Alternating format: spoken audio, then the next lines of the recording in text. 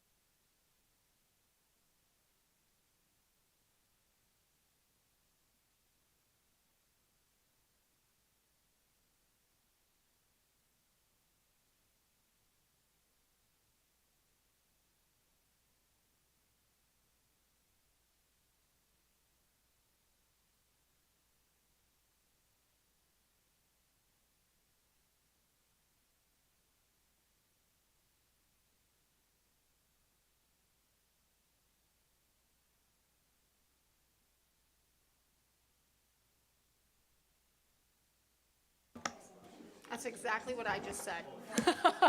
Well,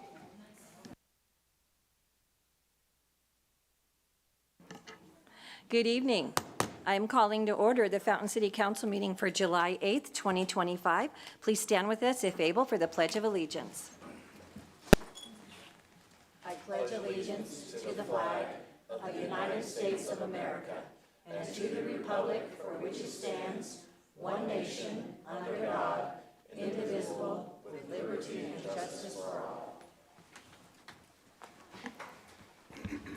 Thank you. Madam Clerk, roll call, please. Mayor Thompson, Here. Mayor Pro Tem Rick, Here. Councilmember Hinton, Here. Councilmember Geek, Here. Councilmember Estes, Here. Councilmember Duncan, Present. and Councilmember Hertzberg notified staff that she's running late this evening. So she should be here shortly joining us. So currently I have 6 members present. All right, thank you very much, and we'll update the record when she gets here. Alrighty, that takes us on to item 4, public to be heard. Citizens may address the council on items that are not on the agenda. Council may not be able to provide an immediate answer, but will direct staff to follow up. Out of respect for the council and others in attendance, please limit your comments to 5 minutes or less. And I do have 2 cards tonight. And the first one I have is from Travis Baker for the VFW. So Travis, if you'd come down and push the middle button so the mic comes on, and state your name for the record, please. Madam Mayor, thank you for allowing me to speak tonight. My name is Travis Baker. I'm currently the VFW Department of Colorado District 5 Commander and the VFW Post 6461 Commander. So the few things that I'd like to bring up is we have changed a couple things with our schedule. We used to do our steak nights on the 2nd Fridays. Now they're on the 4th Fridays. So 4th Fridays for steaks. One thing I would like to bring up is on August 9th is our annual picnic. And our annual picnic is one of our biggest events of the year. I'd like to invite the entire city council and any members that are seated to attend. We've got a lot of things that are going to be auctioned off and raffled off to include fishing kayaks and a Traeger grill and things of that nature. So please come out and join us. It's pretty much a free event. We are going to be roasting a pig this year. We were doing pigs for several years and then we got away with it. So that is coming back this year. It was donated by O'Brien Home Teams. One thing I talked with the mayor before this, what we're trying to do with Fairview Cemetery is we want to make it a Purple Heart Trail cemetery because there are about 15 Purple Heart Award recipients in that cemetery. And then subsequently, we will work with city officials to work on making the city of Fountain a Purple Heart City, and then the VFW Post 6461 a Purple Heart Post, because we have about 15 or 20 living Purple Heart Award recipients in our post. We will be working hand in hand to get all this stuff done, to get it done as quick as possible. So we just have a few things that we need to do, which we've already discussed, and we will get the ball rolling. So if there's any questions of me, I'm available. If not, it's about all I have to say. Hold on, I see your light, just a second. Chris, can we get staff? I was talking with Travis about potentially parks, myself and Councilmember Estes having a meeting to kind of discuss all the things they're getting and what kind of process and things we need to help them out to. Yes, Madam Mayor, we'll be that able along. to look into that and hopefully get that process rolling. Okay, thank you. Councilmember Rick? Yes, sir. What's the time on August 9th for the picnic? So August 9th, we generally allow all of our vendors to come in around 7, 8 o'clock-ish to start setting up. And then doors generally get opened about 10, and then food starts getting served shortly after that. We have a whole team that'll be there all night long cooking the pig and setting everything up. I unfortunately will be in Columbus, Ohio for the National VFW the National VFW Convention because 6461 has been named an All-American All-State Post for the 2nd year in a row. and District 5 has been named All-American All-State District for the second year in a row, and we finished in the top 10 in our division, so we get to walk the stage this year. Okay, thank you. Congratulations, that's exciting. Thank you very much, Yeah. Madam Mayor. So I guess we need to let Chief Christiani know when he gets people calling at 3 in the morning that they smell somebody with a barbecue that night, that it's all good, huh? Yeah. And show up at 11 o'clock for the lunch. The Okay. one last thing real quick, since the police chief is here, fire chief is not present, we have opened a new calendar year. So we would love to have your police officer of the year submitted to us, firefighter of the year submitted to us, EMTs of the year, dispatcher of the year, even jail, the people that work the jails, we now started that, and that's a yearly award. And we want to recognize our first responders because, if it wasn't for, you all protect us home, when we deploy, we protect y'all abroad. So we would love to have that connection and be able to make things happen. Okay, what is the deadline? Do you know the deadlines on those, or maybe you can work with Chief, make sure we So don't the miss it deadline, accidentally? for those awards are generally October 31st. Okay. They are talking about, and I'll have this answer in a couple of weeks, that it might be moving to January, Okay, but I can work with the chief. okay, all right, thank you very much. Appreciate everything you guys are doing, thank you. Okay, second card I have is from Ms. Weisenhunt. She says she has 3 questions. Am I going to hold you to that? 3 questions only, huh? All right, come on down. Make sure the mic's on and state your name for the record. Good evening, Connie Weisenhunt. So I have 3 questions, and I'm not sure if you want me to just throw them out there, and then if you're able to answer them, then yes, and if not, another day. Go ahead with the first one, Okay. let's see where it goes. So I'm just curious if we have anything that's available to the public to say that if you see a dead animal on the road, please call da-da-da-da to let us know so that we can handle it quickly. And there's just so much on the road, and it just sits there. And in my opinion, I thought it was a very ugly sight to see over the 4th of July. Question. That one, it depends on where it's at. I had one in the street I drive into. It was on the state highway. Code enforcement actually came out and covered it with a tarp because state took so long, CDOT took so long to get out there. So that one, unfortunately, is just going to depend on where it's at.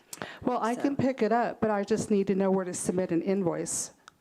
I don't Just want you to kidding. pick it up. Please don't pick it up. But can we add that to the list, Chris, and see if we can get those numbers? We can post them somewhere easily. Yes, absolutely. And yeah, so, okay. Okay.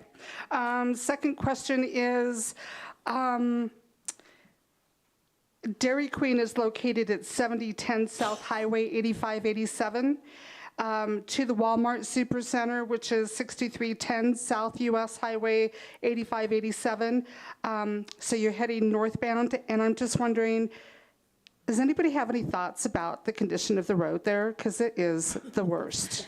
Yes, we do. In fact, Councilmember Rick took a couple hours and submitted over 20 requests to CDOT a couple of weeks ago, and I told him to please make sure he included our state representatives and our state senator in it. I have talked about it ad nauseum, and last year Representative Bradfield tried repeatedly with CDOT. I think the answer for them was they're going to get to it this summer. There- Go ahead. I've been working with Senator Schneider's aide. She says the commissioner for our district says somebody is supposed to come out and work on those potholes this week. Everything's weather dependent. Weather dependent, don't know if that's gonna happen. I've driven the roads twice, once yesterday, once today. Haven't seen any work yet, but as soon as I have something, I'll bring it to the council and we can continue to work it. My Yeah, advice is cross your it's fingers, bad. but don't hold your breath. All right. You know? My And- last and question. Oh. Keep writing your state representatives, keep writing, there's a place on the CDOT webpage to report road issues, just keep reporting them. Okay. My last question is, I wanted to know if somebody could educate me on why we still have the school zones lit up on the, for the school crossing and during the morning Summer and the school. afternoon time. Summer school, Oh, do they really? Do they operate the same time? yeah. That's what I've been told, summer school. Yes, middle school and a couple of other school areas around at summer school. So, yeah, you'll see the flashing lights. Oh, I had no idea. Awesome, that's all I have. Thank you. All right, thank you. All right, next card I have is from Fran Carrick, and come on down. Fireworks, and make sure that middle button's pushed so your light is on. Frank Carrick. After hearing your dilemma with the roads, I don't know that there's much hope for this, but the fireworks this year were probably the worst that we have ever experienced. We live east of the Little Ranches on some property. And they weren't pretty. They were just loud and obnoxious. And I was talking with a friend of mine, and this is what he wrote. And talking with the chief, no one knows what to do about this. But when I read about a house being burned down in Colorado Springs and a fire up on Rampart Range Road, we have hay fields all around us. My friend said she woke up with some type of a device that was next to her house that had exploded. My son's car had a cover on it, and it was burned in the hood where something had landed on it. And 2 people in the cul-de-sac were hit by flying debris. But my friend wrote this, and it makes so much sense to me, his questions. How did it get like this? You have to have a license to drive a car or to carry a firearm. You can be a convicted arsonist, need to blow into a straw to start your car, and flunk out of 3rd grade, sit in your house and drink until you can't stand up straight, and then launch mortar rounds over my house day and night whenever you choose, and not even need a library card. And that's true. We've just never had anything like this, and it went on until after midnight. I understand that we don't have a huge police department, but if this is against the law, why aren't they being arrested or ticketed? What is the problem? Well, it's not an arrestable offense, is the way I understand it. Is that correct, Chief? Correct. And I was out with the officers from 8 p.m. till midnight, got home about 12:30, 1 o'clock. And it's not just Fountain. It's the whole Fountain Valley. It's Colorado Springs. It's everywhere. And the irony is, I went to my doctor's appointment the other day and was talking to him, and he was shocked. I said, if it leaves the ground, he can't do it. And he said, I never heard that. You got to tell some people in the whole state. So we have a whole state issue. It is not just the city of Fountain. And it got really bad after 2020. I think people just wanted to stick their middle finger in the air against the government and the shutdown and everything, and it just seems to have consistently gotten worse.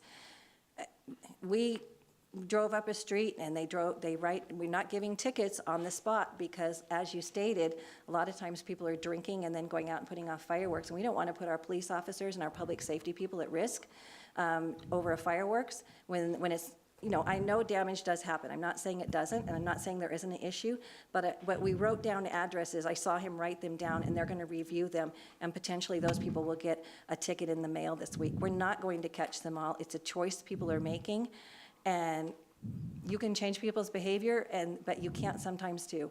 And so I don't agree with it. It makes me really sad to see people doing this. It makes me sad to see people out there when they're telling their kids, oh, we don't care about this law, but you have to follow all the rules yourself, and the example they're setting to their children, I think is terrible, because they're telling their children we can pick and choose which laws we want to obey. And so I think it's a deeper issue than just on the 4th of July, but I see Chief has his light on, so go ahead. Sure, I figured I'd just, make a statement. As I shared with council earlier this week, we had 14 people call us about fireworks. Kind of on par for what's normal for the last 4 years. On the 4th, On the Chief? On the 4th, yes, ma'am. Okay. With that said, I want to just talk about what we know.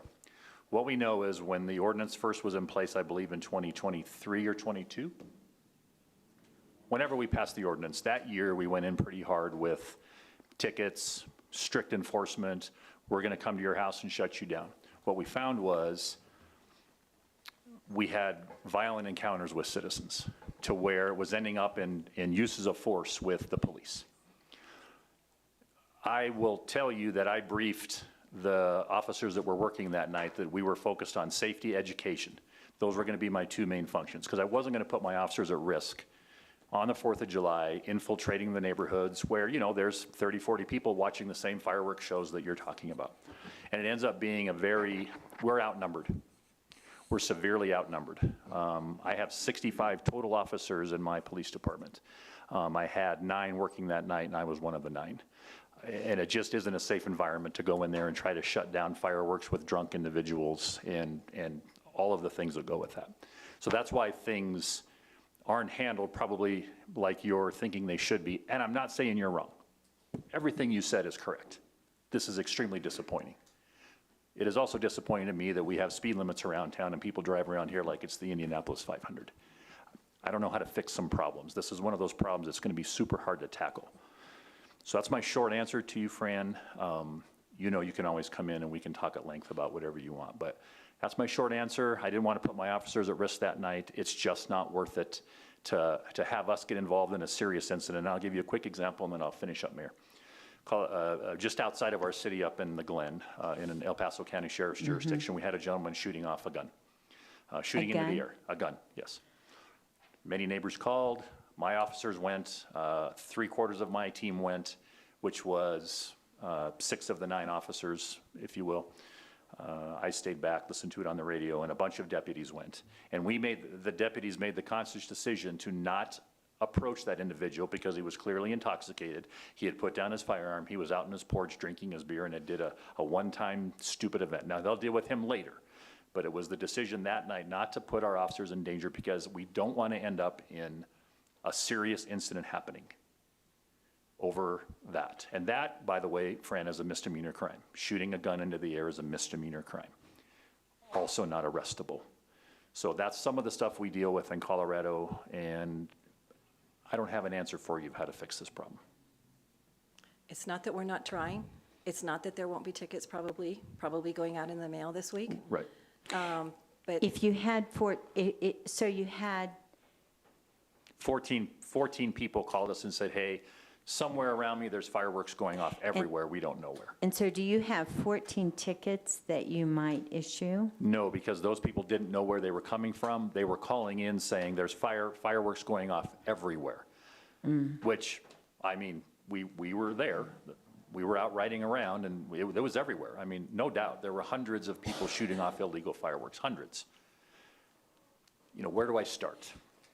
Where do I start? We wrote 14 tickets the first year we did this.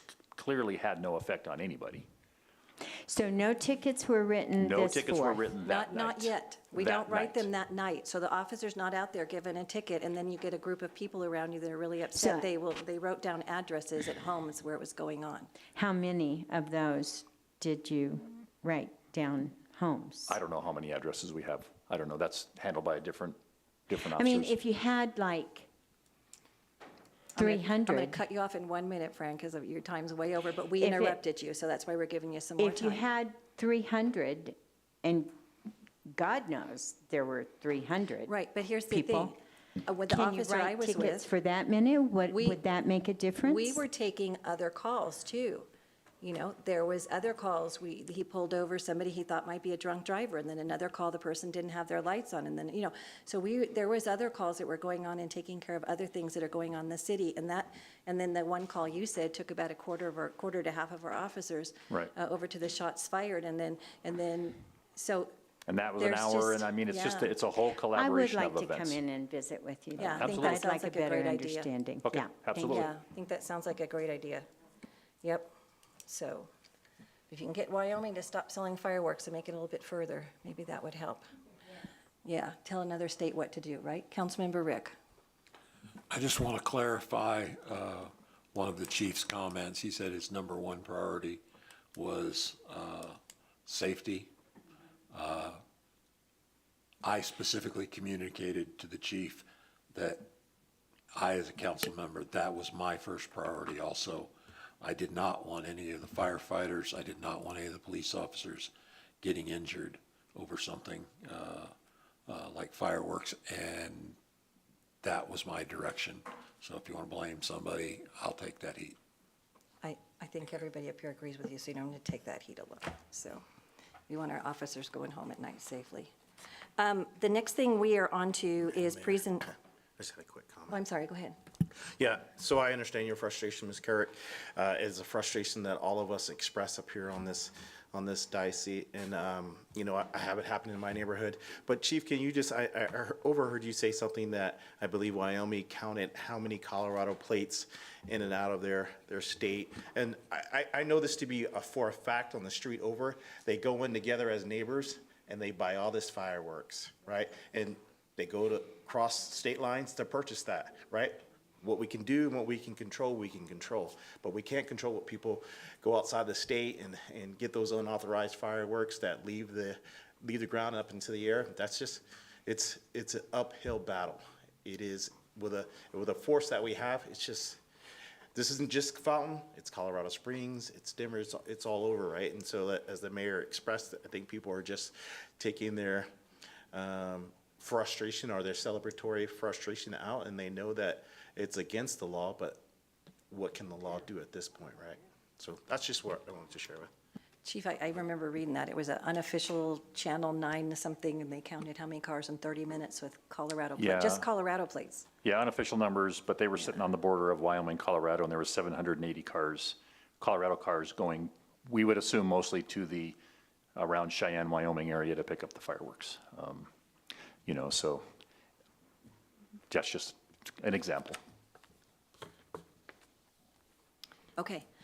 I had a note here for us to take a moment of silence to remember the people in Texas, and I forgot to do it when we started tonight. So before we go on to presentations, if we can just give a moment of thoughts and best wishes and sorrow to the people of Texas and the great loss and the reconstructing and everything that's going to be going on there for years.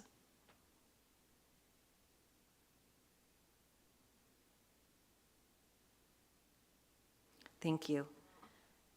And if you're not signed up for Peak Alerts, please sign up, because Peak Alerts is the system. It's an app on your phone, and you can download it. And so if there's something going on in this area, you'll get an alert about it so that you can take precautions that you need to for yourself and your family. Okay, that takes us on to item 5.1, presentations. Presentation of the Spirit of Fountain Award and proclamation celebrating the 50th anniversary of the Fountain Valley Senior Center from 1975 to 2025. And we have some members of our Senior Center Board here tonight and some elected officials here to help them recognize that tonight. And I have some emails I've received. And Councilmember Estes, you have some history for us on the... And Mark's going to first. Okay, all right, and I'm going to pass some of these out.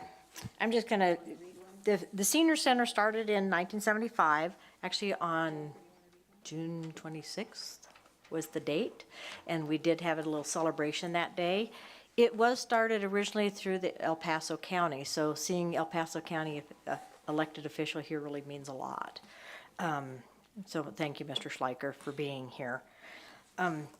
It was the buildings that it's in were part of District 3, and they were donated to the senior center, and it's been a vital piece of this community for 50 years.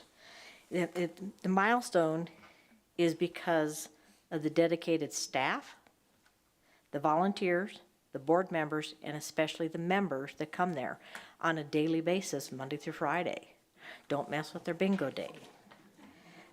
It's thousands of meals, it's thousands of activities, it's thousands of miles from the transportation department every year that we help with the community. And so it is a vital piece of this community, and it's been here for a long time. Mark will know how many years ago we were under the auspices of the El Paso County We were an independent 501c3, but they helped us out a lot. And a few years ago, we became fully independent as a 501c3.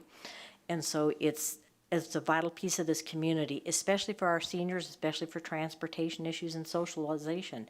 So please get out there and participate in the activities. And many, many thanks to our board members that are here, Carolyn Wilson, Jennifer Greiner, Dan Eisner, and our executive director, Mark Bauer.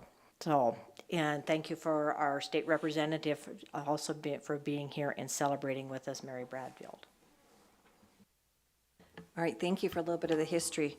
In 1974, when they opened was when Nixon resigned, if anybody remembers that.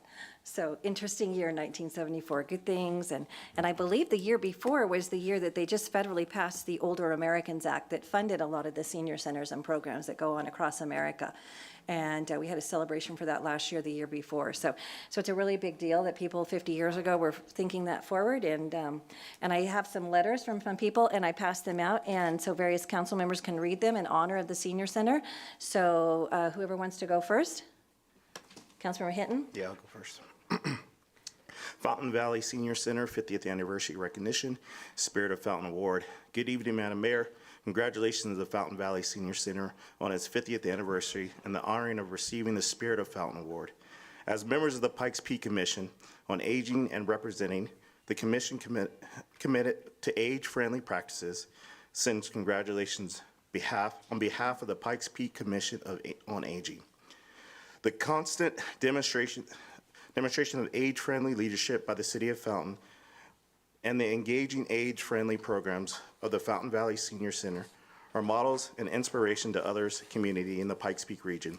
El Paso County is a very large and spread out county, so local communities like Fountain have to rely on organizations like Fountain Valley Senior Center to provide transportation and home for seniors to connect for a meal, activities near their home. They provide critical services for seniors in the southern part of El Paso County. Thank you, continue success in your next 50 years of age-friendly leadership. With sincere appreciation, Penny Whitney, Age-Friendly Pikes Peak and Pikes Peak Commission on Aging. Thank you. Councilmember Hertzberg? Okay, this is from Melissa Martz, Program Development Administrator, Pikes Peak Area Agency on Aging. Dear Mayor Thompson, thank you for sharing my appreciation and respect for the work of the Fountain Valley Senior Center. I was able to attend the 50th at the center, but am unable to join in tomorrow's meeting. As a Program Development Administrator with the Pikes Peak Area Agency on Aging, I have had many opportunities to appreciate the great good place that is the Fountain Valley Senior Center. With 1 in 4 Coloradans being over age 60 by 2030, Fountain Valley Senior Center has been leading the way to be there for seniors in the Fountain, Security, and Wildfield areas before it was at critical mass to do so. I am grateful to know the community and staff continue to do all they can to ensure seniors benefit from meals, transit, social engagement, special trips, and all the good things Mark, his team, and the seniors themselves come up with.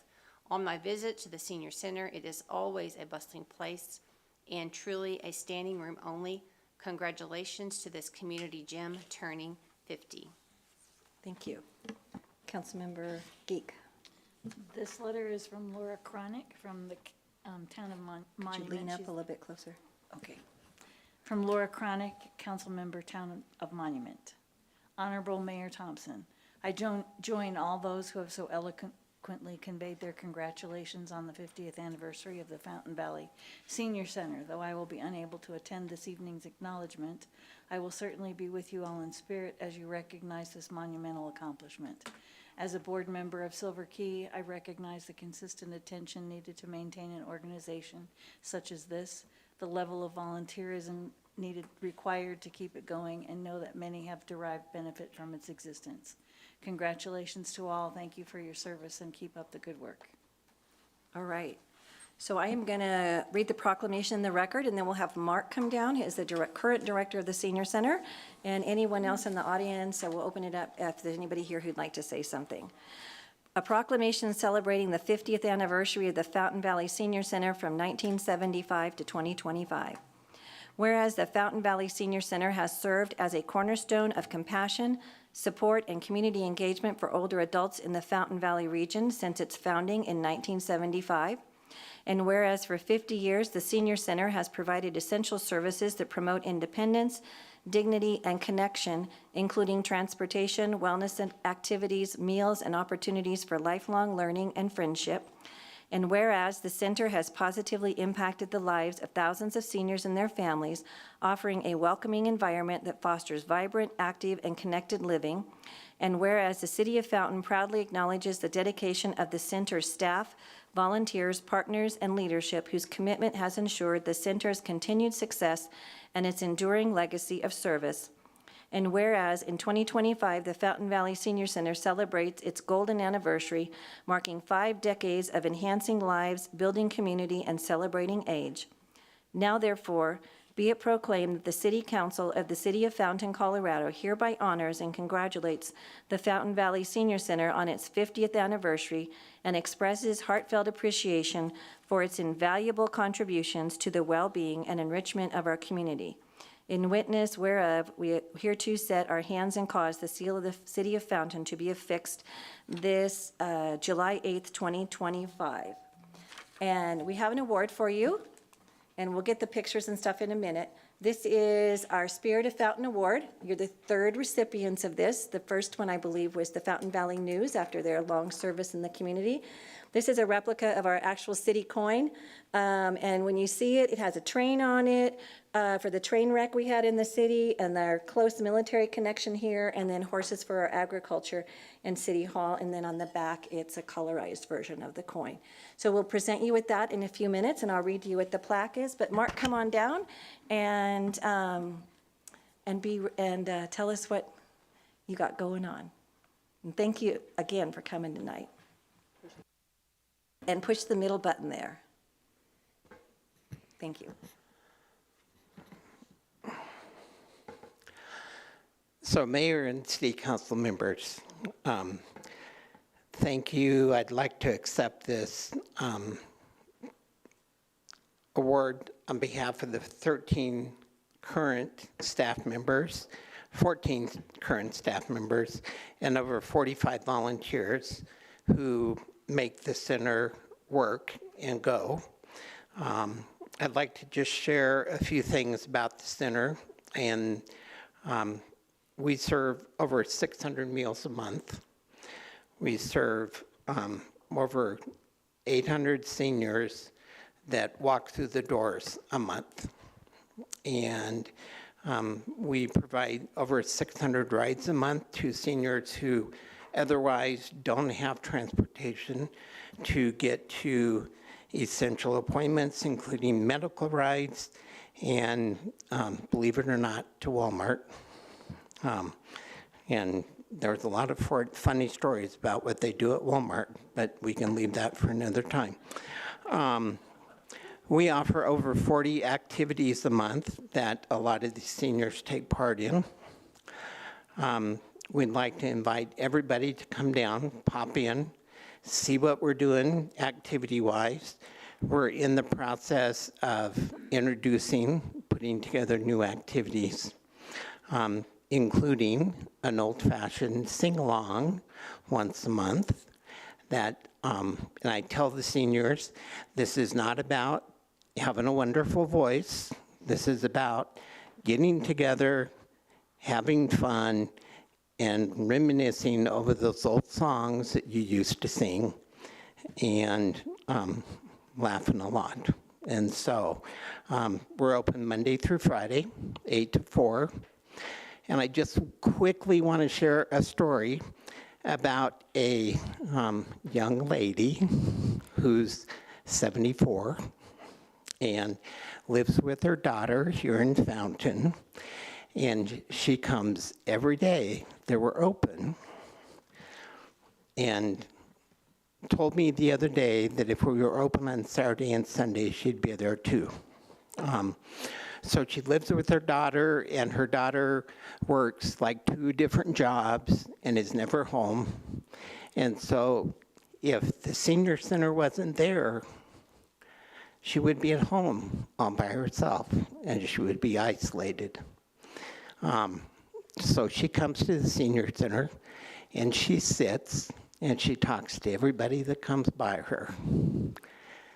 She doesn't take part in any activities, but she is there, and she talks to everyone. So if that center ever closes, this is going to be a 74-year-old lady who's going to watch a lot of TV by herself and is going to fall into the isolation stage. And sadly enough, that is not a good place for a 74-year-old lady to be. So that is just one of the many stories about the seniors who depend so much on the services that we provide. And so just really encourage you to come by, see what we're doing. If you can lead a song or you can lead an hour singing, I'm looking for a song leader. And I haven't set a date yet, so I'll work with your schedule. And I think, well, some of you are retired. I know that. So come down. But again, we love being part of the city of Fountain and the Fountain Valley. And so join us. If you know of a senior who sits at home, get him down to the center, okay? Thank you again. We appreciate it, and we love, again, being part of the Fountain Valley and the city of Fountain. Thank you. Thank you. And your seniors know it's a sing-along, right? Because I took my mom to a Sound of Music sing-along at the theater because she loves loved that movie. And she ended up getting mad because everybody was singing in the theater and she couldn't hear the people on the screen. So they know it's a sing-along, right? It's They a have to- sing-along. It's a sing-along, and you know what? If anybody comes to me and say they have a really bad voice, I'm going to tell them, you know what? We aren't performing for anybody. That's right. We're not recording this. So we're just here to enjoy it. Do you still have your drumming class? We still have our drumming We can go over class. someday, Fred, and take out some Okay. aggressions on those. One of these, and the other thing I'm going to start is biscuits and gravy and trivia. Oh. And that's going to be every 2 weeks. Uh-oh, you should see behind you. Steve's like, ooh, when's the date So of we're going to that? do biscuits and gravy, and then we're going to have a trivia contest. All right. So yeah, come down and see us. We'd love to have you. All right. Thank you, Mark. Is there anybody in the audience that would like to come down and say anything about the senior center? Please come down and push the middle button and state your name for the record. Madam Mayor, City Council members, my name is Steve Schleicher. I'm the El Paso County Clerk and Recorder, but I am here today as a board member on the Commission of Aging. I came in here with a celebratory heart. However, it's pretty hurt right now because my family moved into Whitefield in 1975, and I remember as a young adult when the senior center opened. And I could tell you, because I was 6 years old, so I'm older than the senior center, and there's a lot of memories. I'm sitting here going, man, I just basically had my age here shared, what's going on. And I remember the opening because we actually celebrated my birthday, which was June 25th, and you all opened on June 26th. So it was one of the things we went down there. It was very important to my family. One of the things I would want to share is, good evening, Madam Mayor and City Council members. Thank you for the kind invitation that was sent out and for recognizing the incredible milestone of the Fountain Valley Senior Center's 50th anniversary. The City of Fountain's Spirit of Fountain Award and proclamation are meaningful tributes to a half century of dedicated service to older adults in the Fountain Valley community. As a member of the Pikes Peak Area Council of Governments Commission on Aging, I want to emphasize how vital organizations like the Fountain Valley Senior Center are to our region. The Commission on Aging works to ensure that the voices and needs of older adults are not only heard, but prioritized in regional planning and community development. Centers like this one are essential pillars of that mission, providing transportation, meals, activities, and social connections that directly enhance the quality of life for our senior population. Celebrating the center's legacy is not just about honoring the past. It's also a call to action to continue advocating for policies and programs that protect and empower aging populations across our Pikes Peak region. So, Madam Mayor, thank you again for your leadership and support of this vital community resource. Thank you very much. Thank you, Steve. Appreciate it. Anybody else? And thank you, Representative Bradfield, for being here, because I know you do a lot up in Denver for our seniors and trying to keep funding there. I would encourage anybody, I think they cut the funding about 20% from the state to the seniors, so if you want to give anybody a birthday gift or a Christmas gift, and you can donate it to the senior center for rides for seniors, and get a tax-deductible receipt. So alternative Christmas and birthday ideas, right? Go ahead, Representative Bradfield. Thank you. Mary Bradfield, representative for House District 21. I just want to say just a few words. Congratulations to the Senior Center for 50 years. I know that I have been welcomed there anytime I have come, and I appreciate that. Your proclamation was exactly right about the center, and I would also like to put in a word. There are always a need for more funding for Senior Center. They have do so much with so little for so many. We all could give them a hand. I would appreciate that as well from all of us. Thank you so much. Thank you. Steve, I believe a few years ago when I was on the board, we estimated, Mark, a few years ago when I was on the board, we estimated it cost $6 to $7 to give somebody a ride one way, but I'm sure that has gone up significantly. Just trying to give people ideas for what they can write that check for, for that Christmas gift, right? So yes, the funding that we receive from the government does not allow us to charge the seniors per ride. And so all of those rides are based on a donation. So we give the seniors suggestions. And you cannot believe the number of ways that we have given them suggestions. We have tried envelopes, we have tried letters, we have tried, you name it, we've tried it. There are a few exceptions that I've told transportation they can't do, but a lot of these seniors are at a point to where there's a reason why they're calling us, because they can't call an Uber, they can't call a taxi, they don't have family, they're on a limited income. So it's a donation, and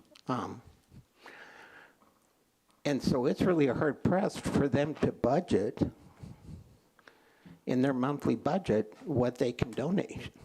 And so we constantly struggle with the funding, and as Representative Bradfield had said, it's kind of like teachers, okay?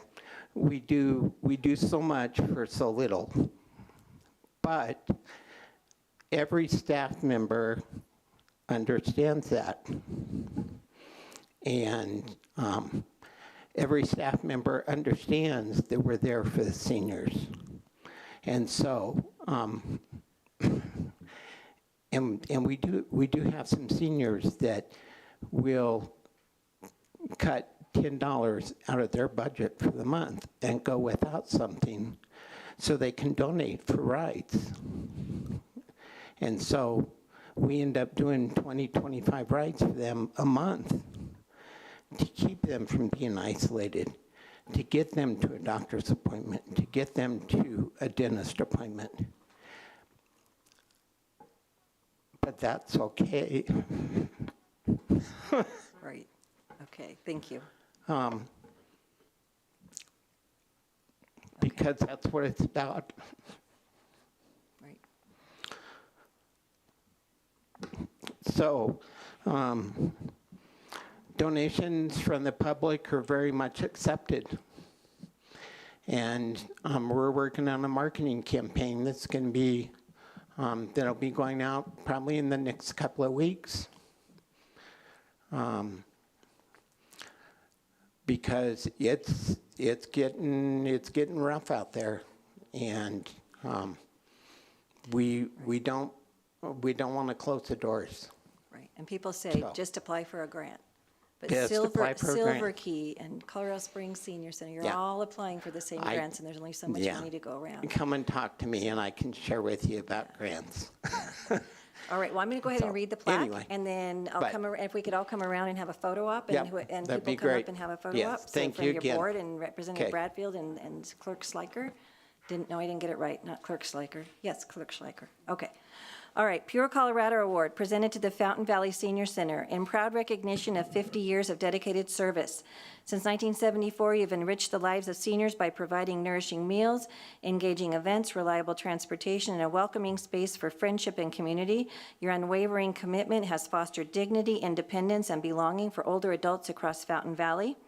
And a quote adopted from Coretta Scott King, "The greatness of a community is most accurately measured by the compassionate actions of its members." So congratulations, Fountain Valley Senior Center.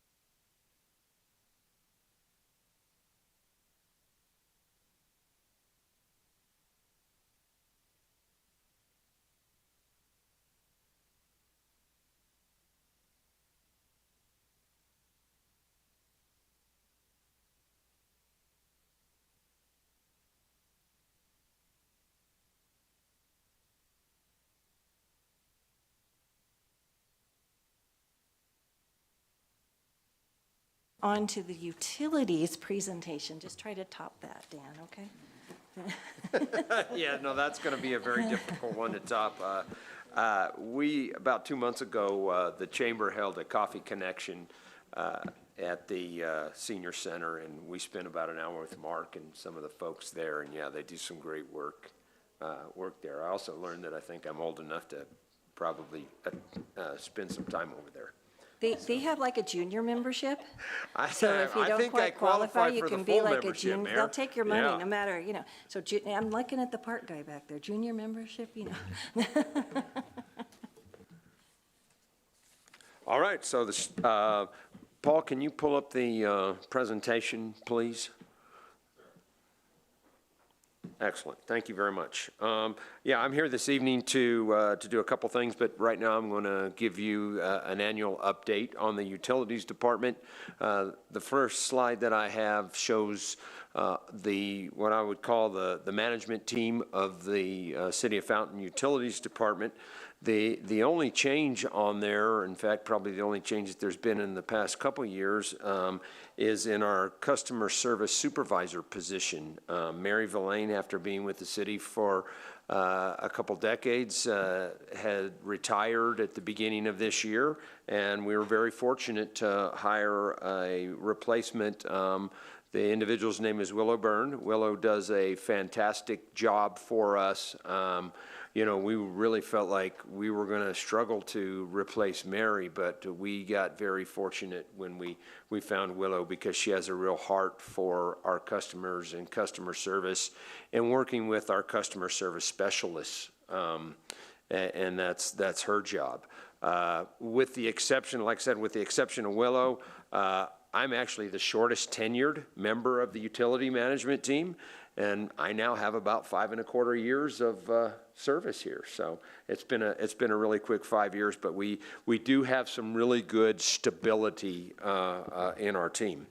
As I go through this presentation, I think one of the things, or the common themes that you'll see, is really what we're doing is we're working to increase the reliability of the services and the quality of services that we provide, while reducing the expenses or the costs that we incur to provide those services. We focus on what's really important, and we try to do that efficiently as possible. I'm not going to go over each and every one of these, but if you do have a question at any time, you can interrupt me or ask me at the end of my presentation. But I will kind of hit the highlights here. Some of our notable accomplishments since I've made this presentation just short of a year ago. We completed a water rate study with a 5-year rate plan. There was two-year rate schedule was implemented, and the first step of that occurred in March 1st of this year, and the second step will occur on January 1st of next year. Even with the rate increase, I can tell you that our rate revenue to date, and that's through the end of June, is about $275,000 below our target budget for this point in time. That is primarily or wholly attributable to a reduction in water consumption. To date, we're about 7.5% below our 5-year average, and about 2.5% below last year. We've had a lot of rain, which is great. I know my landscape is benefiting and loves it, but Sunday evening I went and turned off my irrigation system, when it's pouring rain. So that's, with the reduction in consumption, that has a direct correlation to our revenues. So we will continue to monitor our expenses to ensure that, even if we don't have the revenues by year end that we anticipated having, we will have managed the expenses so that we still come up on the positive side there. We completed an audit of many of our billing and how we're billing our rates, and we found out that we were not accurately billing what's called a power factor, and that applies to industrial and very large customers. And it's probably one of the most complex aspects of utility billing is power factor. But it's really it's a measure of how effective the power is used to do the work in these large commercial and industrial businesses. And if they're not using it effectively, if their power factor is less than 95%, they're basically costing the utility or causing the utility to have more expenses that are not collected through the rates. So what we determined is that some of those expenses that we were incurring but not yet collecting through the rates exceeded the amount of $100,000 a year. So we went in and we corrected those. There was about 12.5 customers that impacted. But what it did also is would give us an opportunity to visit with those customers and tell them what was going on. And some of them have responded in a very positive manner. In fact, Pavestone in particular has recognized that they can go in and make some modifications and improvements on their side of the meter that will help them to have at least a 95% power factor, and so they don't get hit with the penalties, so it saves them money, and then it ultimately saves the utility money too. So that's a real upside to having gone through and did that exercise and made that determination. We've also, for at least the third year in a row, received the American Public Power Association Certificate of Excellence in Electric Reliability. The index that is used to measure that electric reliability is the sum of all interruptions, the durations of that divided by the number of customers. So this is for 2024. We had 18 minutes in our service area. We had 18 minutes of disruption for customers. In order to obtain or be awarded the Certificate of Excellence, you have to fall within the lowest first quartile across the nation of all public power. And there's 2,200 public power entities across the nation. The cutoff is for that first quartile is 81 minutes, and we were at 18. So it's an indication that we have a very reliable electric system, and that's a function of, over time, a well-built system and then a continued well-maintained system. We also deployed the automated meter infrastructure, water meter data collection system. We did this in-house, and the majority of the project was funded by grants. And so that's part of our cost management, is to utilize the resources that we have. And when there are grants, occasionally we're pretty aggressive in pursuing those and have fortunately had a fairly high success rate in that. Some of our current major initiatives is both on the water and the electric system sides. We are doing some a significant amount of loss management or accounting. Loss in the utilities is when we basically we buy water and we buy electricity, and then that water and that electricity is delivered to us, and then we put it through our distribution systems and deliver it to our customers. But when we put more into the system than what we actually bill to our customers, that's considered loss, and so that's not only a loss in those in the utilities, but it's a loss in money. And so we've been very aggressive in trying to manage those and account for those and initiate programs that would minimize our losses in those areas. We've made some progress on the Riverbend electric substation. I actually have an interconnection agreement on my desk from Colorado Springs Utilities. This will enable us to serve new development in the very northern end of our community, off of 85, 87. And then also, and more importantly, it will enable us to provide some needed voltage support in that northern part of our service area. One of the great things about this is there's no impact to the operating budget. We will be using the remaining bond proceeds from the 2019 bond to pay for this. And then we're also in the process of rehabbing some water diversion infrastructure along Fountain Creek. In 2023 in May, we saw some very significant flows in Fountain Creek in the range of 20 to 30,000 CFS. which is about 6 to 7 times of what you normally see in the Arkansas River.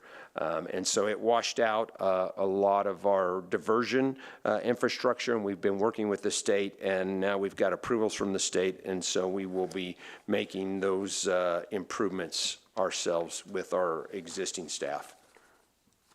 Some of the forthcoming initiatives that we have, I think you've heard me talk about this before, is modernization of our electric rate design. And this is primarily to address impacts created by high demand users.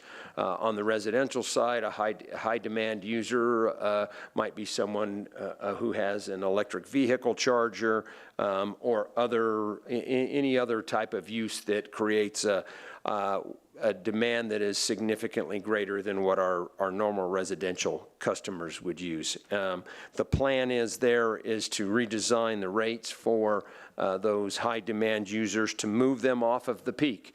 Our intent is not to get more money from those particular users, but to change their behaviors so that they don't adversely impact our distribution system by putting a large amount of load during our normal peak hours.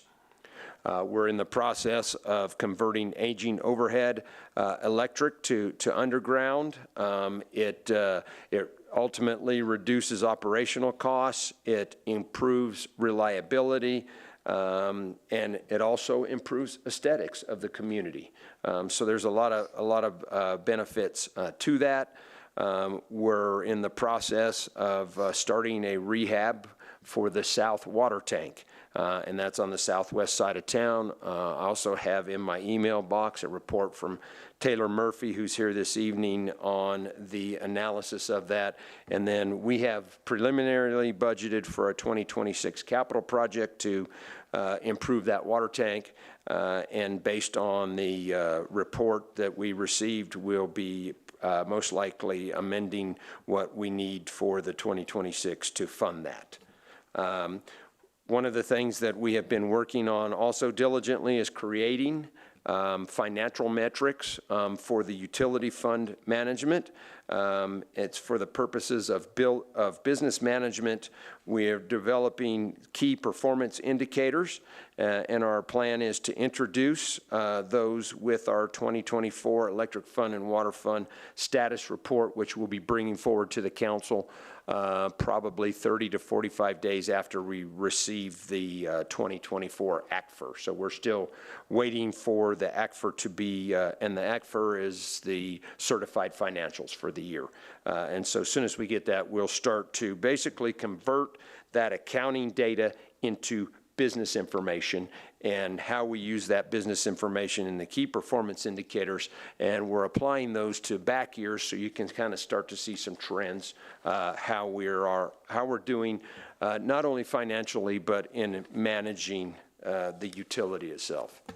As far as challenges, there's no shortage of challenges. The number one thing on the list is treated water capacity for future growth. We do have a couple initiatives that we think are very promising, but one of the things that we continue to do is when we look at the increasing our treated water capacity is that we don't put any cost or risk on our existing customers. This is something that benefits future development, and so we believe that that needs to be paid for by the future development, and so we want to make sure that everything we do doesn't add additional cost or risk to our existing customers.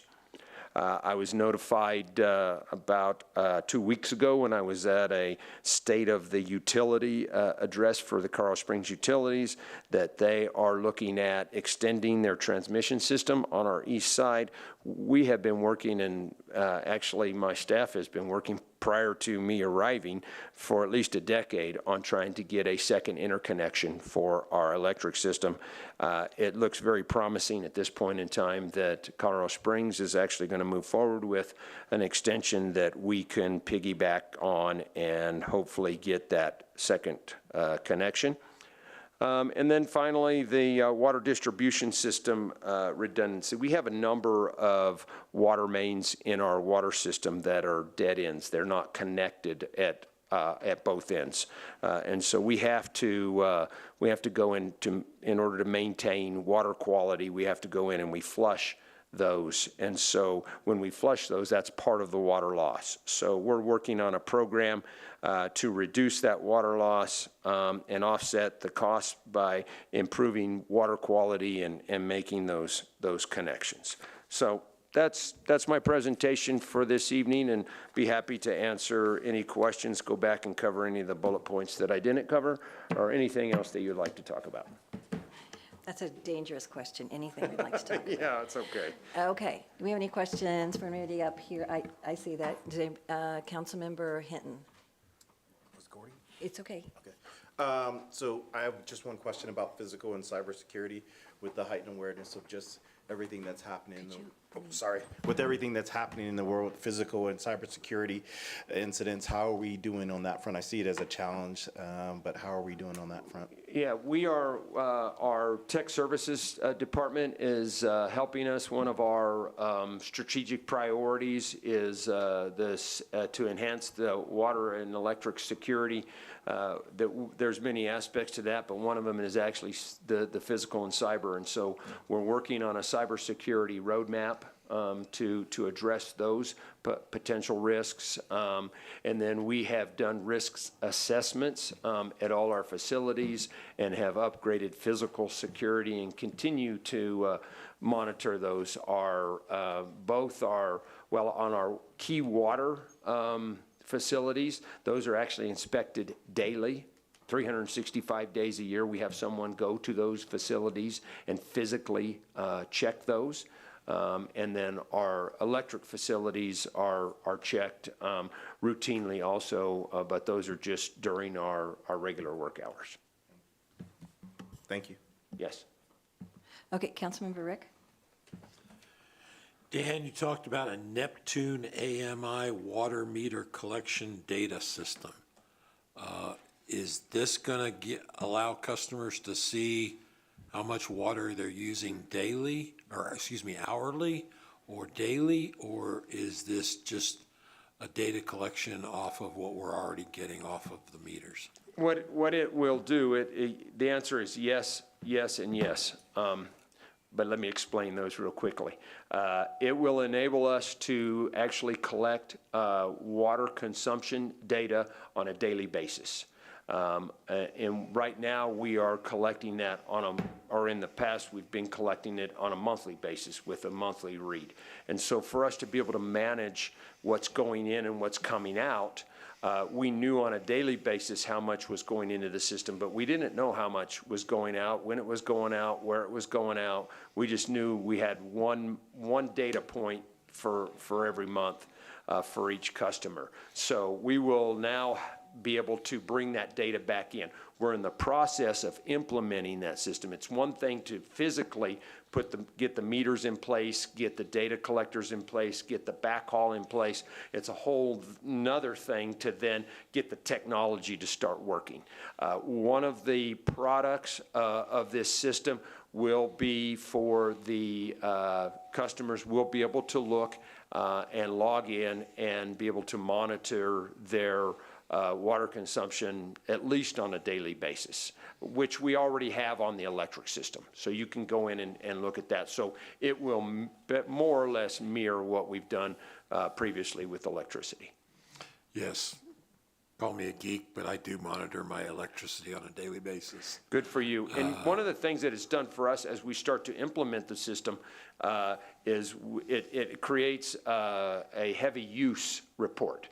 And so we have had probably a half a dozen instances already where we've been able to contact the customer within a day or two of a heavy use. In the past, we got that 1 meter reading a month, and so it was usually several weeks after the incident may have occurred. We had one person tell us, yeah, we're filling our swimming pool. We're like, great. but we've also had other folks that didn't know that there was something, and we've been able to address those issues much more quickly. We have a very limited group right now that is actually reporting and going through the system, but in a few months, we hope to have everybody on that system, and we'll be able to provide that service to all of our customers. Thank you, Dan. Yeah, thank you. Oh, that would be nice, because when we unwinterized one of our warehouses, I didn't realize one of the toilets had failed for several days. Yeah. So, yeah, finally heard it. Yeah, and it adds up quick. It adds up Yes. quicker than people really, we've sat down with many customers and gone through the math, because they're just like, there's no way that much water could have flown through. But it does actually go pretty fast. Yeah. Okay, it's been really hot. And when it gets really hot, people turn on their air conditioner, right? Yes, they do. And so if people are concerned about their electric bill, they can go on today and check what their usage has been for the month before they get that $700 bill or something. Hopefully, they don't get a $700 bill. I had a friend in a different utility area get a $700 bill. They recommend setting your thermostat, your AC thermostat at 77 or 78. I set mine at 77 when I'm not home, but I drop it down to 75 when I'm at home. I also open the windows in the evening, because when we get those 50-degree overnight temperatures, it really helps out a lot. But yes, you can go on the billing system and take a look and see. You can see a comparison of what your electric use is now compared to what it was also at the same period last year. Right. And parents, don't assume your teenagers aren't turning it down when you're at work, okay, if they're home for the summer. They will turn it down. do have thermostats, and if you can get the thermostat that you can control with your phone, so, yeah. Okay. I've got one of those too. You talked a little bit about off-peak hours and peak hours. What do you now consider peak hours? Peak hours are generally, our primary peak is about 4 to 9 p.m. That's when our system usage is at its highest. And so when I talk about modernization of our rates, basically what our objective would be is to get those folks who have those high peaks or high demand, high use, to shift some of their use off of that peak period. And it's primarily because our infrastructure, our transformers, our conductors were sized, especially in the residential areas, to accommodate typical residential use. And now we see, with the advent of electric vehicle charging and other things that are happening behind the meters, that if someone puts more load on that system there, right there that they're connected to, than it was designed to accommodate, then it starts to cause failures and ultimately can burn up a transformer or stuff. And as I indicated, we're not looking to increase the cost to those individuals, but if we can design put a rate schedule in place that their off-peak would be a little bit less, and so that would encourage them to move some of their consumption to the off-peak. Of course, like the air conditioner, nobody's going to turn off their air conditioner, from 4 to 9 p.m. That's probably the time they're cranking it up. They're going to come home, they're going to want to cook dinner. So there's certain things that are going to happen, and there's going to be a higher cost for that. So, but by lowering the cost in the off-peak hours for those individuals, my goal would be to design a rate that their cost at the end of the day would be the same, but they've just modified their behavior so that maybe they're running the clothes dryer, either before or after, or waiting till the weekend to do that. Okay.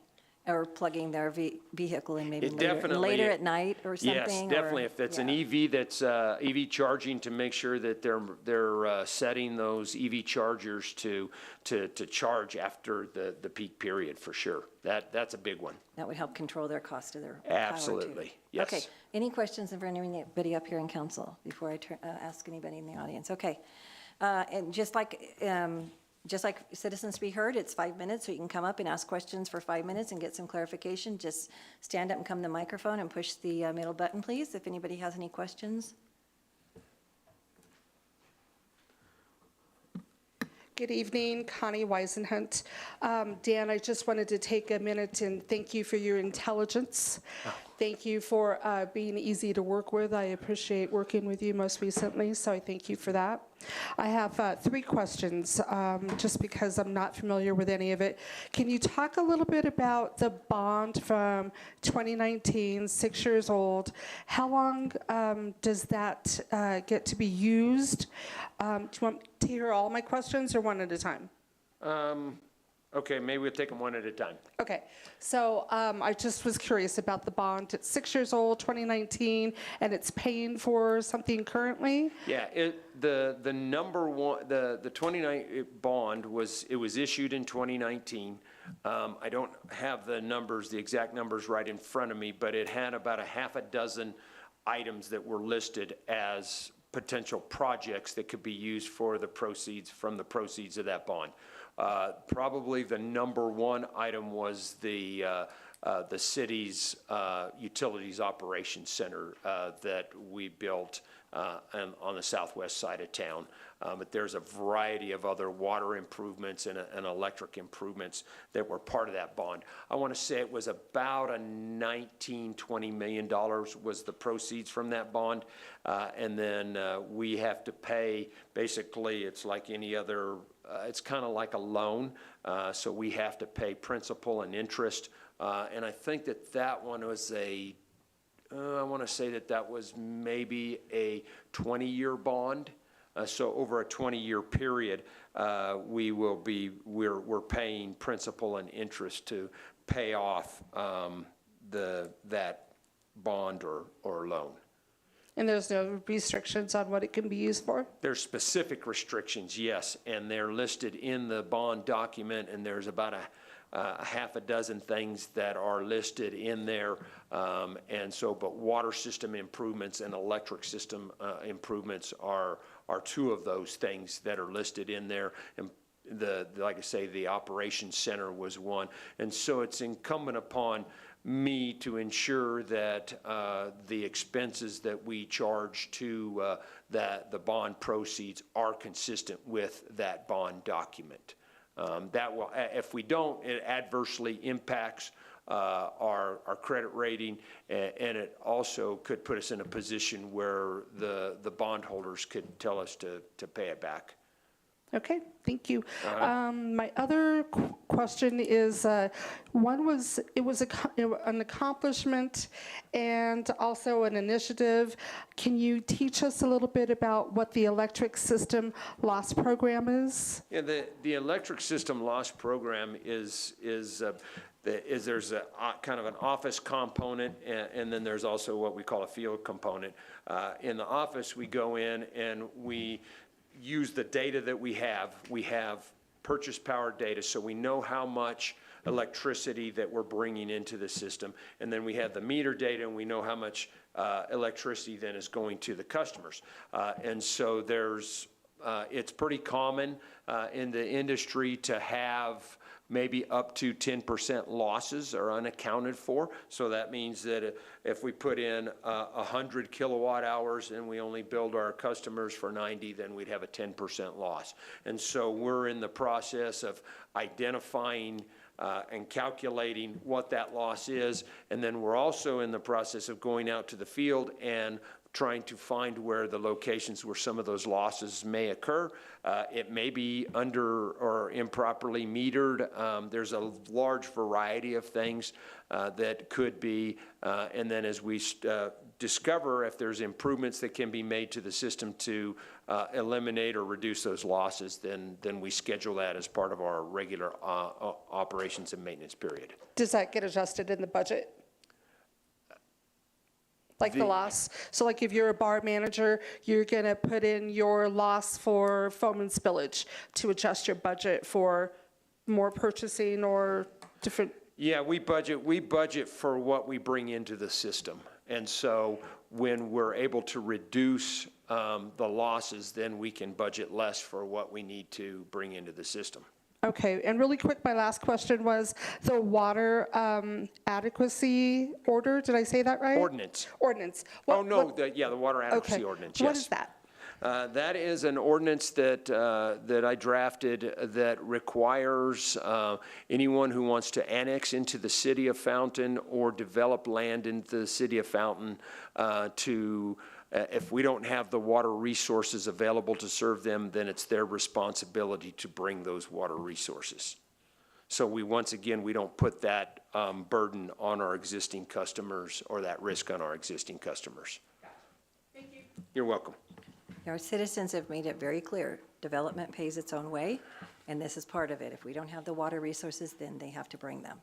So, all righty. Correct. Anything else from Dan or anybody else in the audience?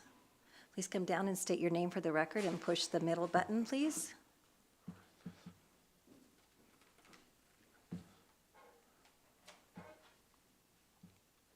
The middle one, there you go. Valen Gonzalez, V-A-L-E-N, Gonzalez. I just had a quick question about that last part. In reference to development, is that specifically like if you were going to build a house? Like I own a large piece of property, so if I wanted to build a second unit on that, I could put in a well, or basically I can't get like a water split off of the city. Can you just elaborate on that a little bit further Yeah. as far as like building if you don't already have a water split? We do have some capacity available. And so you would, for something as simple as a single house, and also the ordinance enables myself as the director to approve a variance to that or a waiver from that requirement for a single-family home. So if you're building a single-family home, then you can basically meet the obligation of the water adequacy ordinance by paying a connection fee. So we do have availability for, the one-off single-family homes. It's the larger commercial developments and multi-house subdivisions that we don't have adequate water supply for. You're welcome. Please don't assume he says we have it. So I'm just saying, we have people do that all the time. They go out and buy a lot and then they just assume something they kind of heard a short answer on. So if you're interested in doing something extra on your property, please come in and meet with our planning department, meet with Dan, find everything out ahead of time before you spend one dime on anything, okay? So please, yeah. No, pass it along, but I know, I say that all the time. Please, please, please come communicate with us before people make decisions, because that happens all the time, so. Good, thank you very much for that clarification, Yeah. yes. Yeah, please contact us before, and in fact, that's what the water adequacy ordinance requires, is that you contact us, and then you provide information on what you're planning, and then we do an evaluation and tell you if we have the resources available or not. Right. Please turn there you go, middle button. There you go. Fred Carrick. Dan, what is the cost of a tap now? It is, for a single-family residence, a 3/4 inch is $17,324. Thank you, Taylor. And could you tell me, do you remember, it was probably 3 years ago, we talked about a reservoir that I believe was in Pueblo, and we were paying $12,500 a year it was a holding reservoir. Does the city still utilize that? We are still part of the, of that group. Taylor, would you like to maybe give a real quick, if you can step up yeah, you can, that'll be fine. Taylor Murphy is our water resources engineer, and he's and manager, and he can give us a real quick synopsis of where we're at with the Roy Group. Sure, thank you. So Taylor Murphy, Water Resources Manager. So I think what you're referring to is what we call the Roy Reservoir. It was a piece of land that is down near Boone, east of Pueblo. I think so. We co-own that land with a few other entities, Colorado Springs Utilities, City of Aurora Water, Pueblo Water, and a few others. So the intent was to build a reservoir downstream to capture water flowing down the Arkansas River at times when we could not trade that water up into Pueblo, where we really ideally want to put all of our water. So right now, we are still an active member in that. We are in talks and working with the group. They are trying to form a governmental entity that will govern this project and go and build the project. Because right now, it is just an agreement between 5 cities, and doing any kind of action where you have to get 5 cities all to sign the paperwork and all sign off is really cumbersome. So they're in the process of creating one authority that has its own board that would make those decisions. Through that process, we are weighing whether or not we want to stay in this project and if we think it is going to be economically beneficial for the city of Fountain.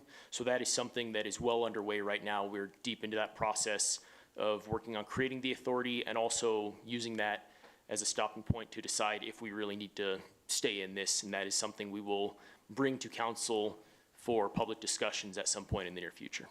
And one of the things that we have requested that be included in the agreements is provisions for selling, so that we could recover the costs that we have expended if we do not continue with the That's right, project. that's right. Yeah. I remember that. Yeah. But it's 12.5 a year, I think. I think that, Because I think we had paid 48,000 at the time we were talking about it. And if I remember correctly, you said that we had not, that was not a benefit to us at that time. correct. If my There- memory serves me Yeah, correctly. I think that we were paying on average about 12.5, but since we have been going through this process, I don't think that we've been paying an annual. The only thing we pay in relation to this right now, so we paid our share of the property purchase, which was north of 100,000. I can't recall the exact number. That was a few years ago when all of us banded together and actually physically bought that piece of property where it was going to be built. But since then, I believe we've paid a few thousand, maybe 3,000 to 4,000 a year as our part of a contract for some temporary storage that's kind of a stopgap measure until this reservoir was built out. And when was this agreement done? How many years ago? This project, the Roy project is what we call Right. it, the restoration of yield, Yeah. has been in existence since, I believe, the late 2000s. The group got together as kind of a knock-on effect from a larger water agreement that was done in the area that made us decide, okay, we may need a second reservoir downstream. So since the late 2000s, this has existed. The property was only purchased, I believe, in 2020 or 2021. Okay. All right, thanks. Yep, Thank thank you, you. Taylor. I remember when that came up, we made sure we had an off-ramp where we could get our money Yes, back. yes, we do. And we're ensuring that that off-ramp is still available. Yeah, we're asking about it all the time. Yep. Yep. Okay, any other questions from anybody? If not, I'm going to close this presentation and move on to the next item. Okay, thank you very much. All right, that takes us on to item 5.2, Board, Commission, and Committee Reports, appointments. There are none tonight. Item 6, Correspondence, Comments, and Ex Officio Reports. Start with Mr. Strider. Nothing to report from the city attorney's office tonight, Madam Mayor. Nothing more, ma'am. No report, Mayor. Chief? Nothing from me, Madam Mayor. City Clerk? Nothing here. IT? Nothing this evening, Madam Mayor. Thank you. All right, thank you. Councilmember Rick? Nothing tonight, Madam Mayor. Councilmember Geek? Nothing from me, thank you. Councilmember Estes? Nothing this evening? Councilmember Hinton? Nothing this evening. Councilmember Hersberg? Well, just a couple things. Sorry. No. I just wanted to mention that I was able to attend the 50th anniversary of the Senior Center and speak on behalf of the mayor, since so many of you were out of town at the conference. I attended the 4th ID change of command where Major General Doyle left, and we now have Major General Patrick Ellis in place at Fort Carson, and then the monthly FURA meeting, and that's all. Thank you. Councilmember Duncan? Thank you. We were out, a lot of the council members were out at the CML conference. We went to, I know I did, and there were a lot of informative sessions. This was a really good conference on things that we can bring back fresh ideas to the city, so those were really good. I also would like to know, Scott is not here, but I was going to bring up I wanted to know the economic impact for the Big Beautiful bill and any impact that it would have here in Fountain. So that was something that I would like to have a report on. And the last thing is Peterson Air Force Base is having a job fair, and that is on Wednesday, July 16th from 11 to 3. And this is for transitioning service members, veterans, military spouses, family, reserve, and National Guard. And it's at the Hub on 26 Glasgow Avenue in Building 1013 on Peterson. Thank you. All right, thank you very much. Attended with Councilmember Estes the ribbon cutting for the Southmore project. Not opening Southmore, that's a ways down the river, and no pun intended, down the creek. Okay, but it is great that all that work is done over there. It's a massive amount of dirt that they moved and rock they brought in, and now we're just crossing our fingers that the grass sprouts on the edges and everything, and the native grasses and whatever they brought in. I actually went out and looked at it after the storm the other night. I don't know if you went out there, Taylor, and kind of looked over the edge, but it seems to have survived fairly well. And they were out there still working and putting some finishing touches on it. And if you have a chance, one of our neighboring communities, Green Mountain Falls, is having a wonderful art walks and all sorts of artsy stuff going on, and ballet and all that, but they have over the pond they have up there, they probably don't want me to call it a pond, do they? The lake they have up there, they have a beautiful installation of art up there, and if you go up there on a breezy day, it's just beautiful. All it's moving like a rainbow, and when you stand under it, it sounds like you're standing under aspen trees or next to a river or something. So take a chair and take a book and just sit up there and enjoy being in the summer for a little while. So lots of stuff going on everywhere for the summer. It's hard to try to fit it all in. Okay, that takes us to item 7, consent agenda. All items listed in a consent agenda are considered routine and will be approved with one motion. There will be no separate discussion of these items unless a council member or citizen so requests, in which case the item may be removed from consent agenda and considered separately at the discretion of council. I have consent agendas item A, B, C, and D. What would council like to do with this? Councilmember Hinton. I make a motion to approve the consent agenda as written. Okay, and Councilmember Hertzberg. I'll second. Okay, we have a motion and a second. Any deliberation? Seeing none, please vote.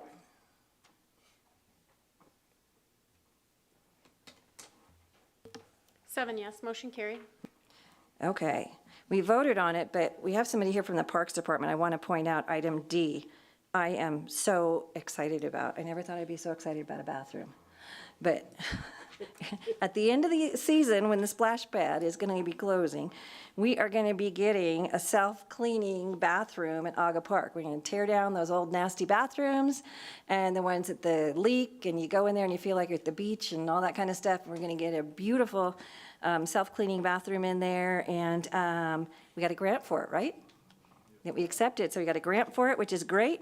And I cannot wait to get that installed and get that up and going and see how it works. And that leaves the possibility of maybe a year-round bathroom, because we can do some heating in the flooring, electronic locking of the bathrooms. Oh, I'm so excited about it, y'all. I just can't wait to do the ribbon cutting on that one.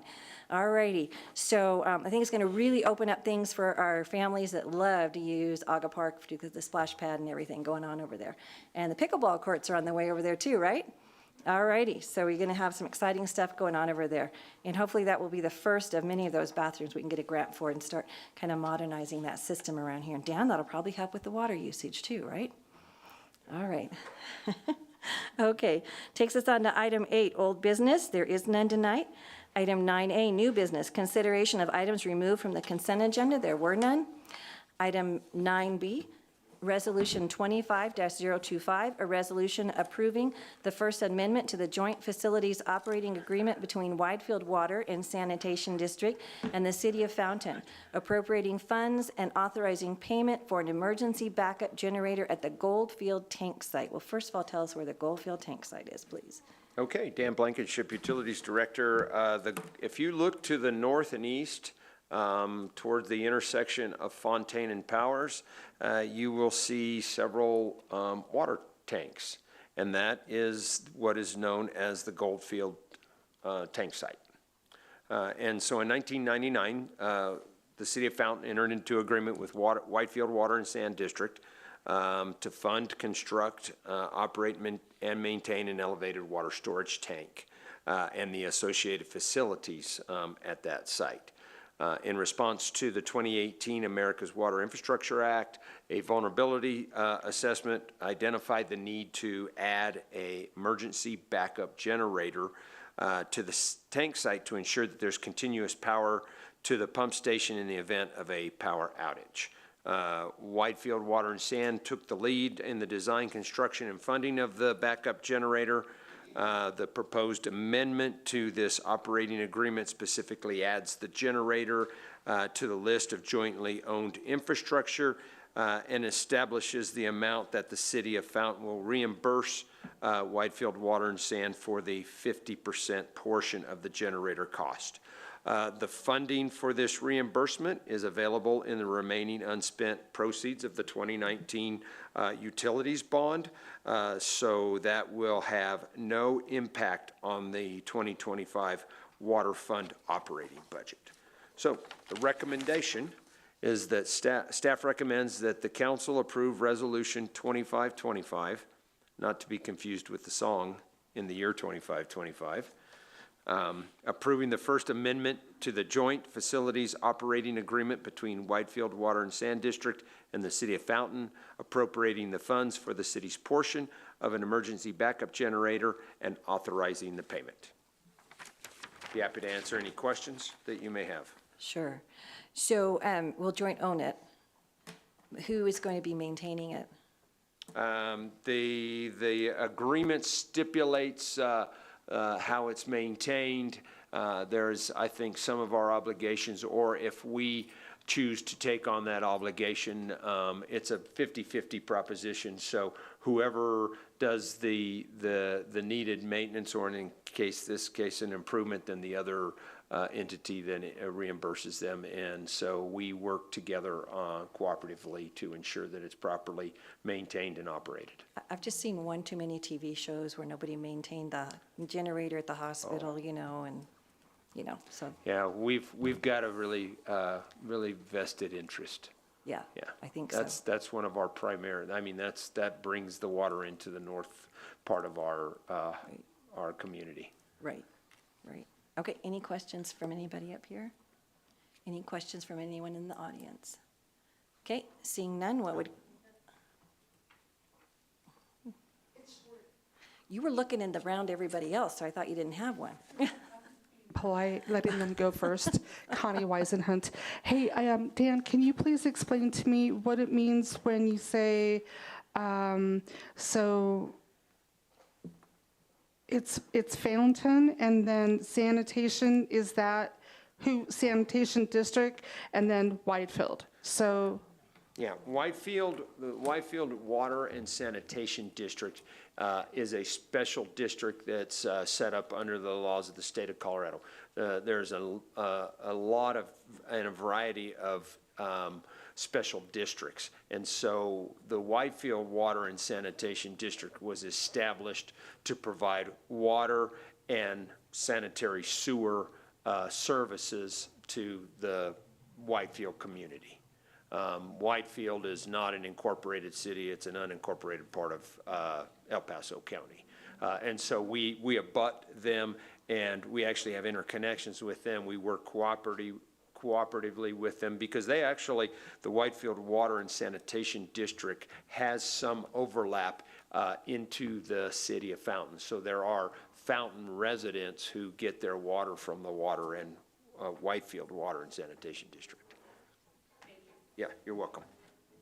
Okay, anyone else? Okay, I'll bring this back up to the dais. What would council like to do with Resolution 25-025? Councilmember Geek. I move to approve Resolution 25-025. Okay, Councilmember Duncan. I second. Okay, we have a motion and a second. Is there any further deliberation? Seeing none, please vote.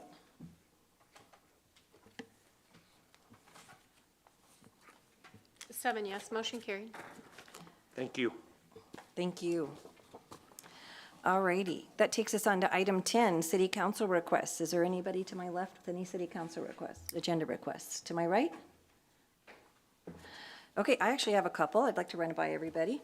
I would, Chris, if you could bring these back to Scott. The first one is, we've had a lot of discussion with Mr. Trilch on the IGSAs, the IGSAs, and the amount of money that they are bringing into the city. I would, and I know this is probably going to have to be a staff discussion level first before you come back with us with any information, but I would like to have a discussion on potentially setting a percent of the IGSA money that is coming into the city to the Water Stabilization Fund. Hopefully that will add some so yeah, Dan's like getting his notepad out now. Okay. And the reason is obviously in the report tonight, you said that the water fund was not up to what you had anticipated this year. And hopefully in the long run, that might, we might not have to raise the rates as much for the citizens. But I think it's worth a discussion, setting a percentage on that, and that's a council policy decision, I know, but we need to have all the numbers and facts and figures and everything before we can even look at that. And also, I'd like to have staff consider, with the IGSA money coming in, having a long-range purchase plan. And I'm going to use the word study, and that might not be the right word, so don't freak out or anything. But looking at long-range purchases and plans on what to do with those funds that are coming in. And we're talking only about the ones that are proceeds, because the IGSA program is self-standing and self-sufficient. So we have the expenses of everything that have to come out of that first. I'm only talking about a small percentage of the proceeds. So I don't know back to the first one, if we want to look at 10%, 5%, 15%. I mean, just look at what those various numbers might possibly look at. So does that interest anybody in council on looking at some policies and procedures on that kind of stuff? Councilmember Rick? I like the idea in theory. Dan, what I would be looking from you is what capital projects you would like to use that percentage of money on. I don't want it to go to the operating fund, because then we get used to it, and then if it goes away, we got problems. So, Right. I was talking, the stabilization, which is basically bringing down the debt.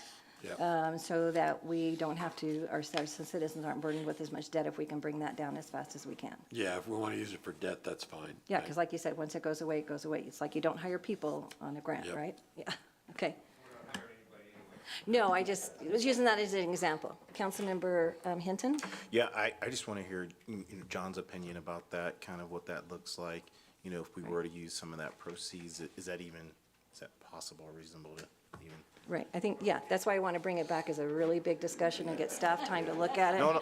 He's Dad's taking it away. Yeah, no worries. Don't take my money. I actually just want to hear from the guy who's actually created this and created all this amount of excess funds, and so I just want to. Right. Thank you, Councilmember. So the money that does come in goes into the general fund. And so, because those revenues are pretty significant, it's often ending up in the unrestricted funds that council can decide what to do with it. We'd have to look into how the general fund, because it's going in there, can support the enterprise funds and what the accounting rules are about that, and we'll look into that and come back to you. Right, that's why it's a lot of questions. Yeah, there is a lot of questions there. But there is wide latitude that the council has to utilize those extra revenues. I appreciate it. Thanks. I look forward to the discussion. Okay, is everybody okay with those couple items? Okay, all righty. That takes us on to item 11, announcement of an executive session. None tonight, Madam Mayor. None tonight, okay. We are adjourned. Let me get about here quick for somebody changes their mind.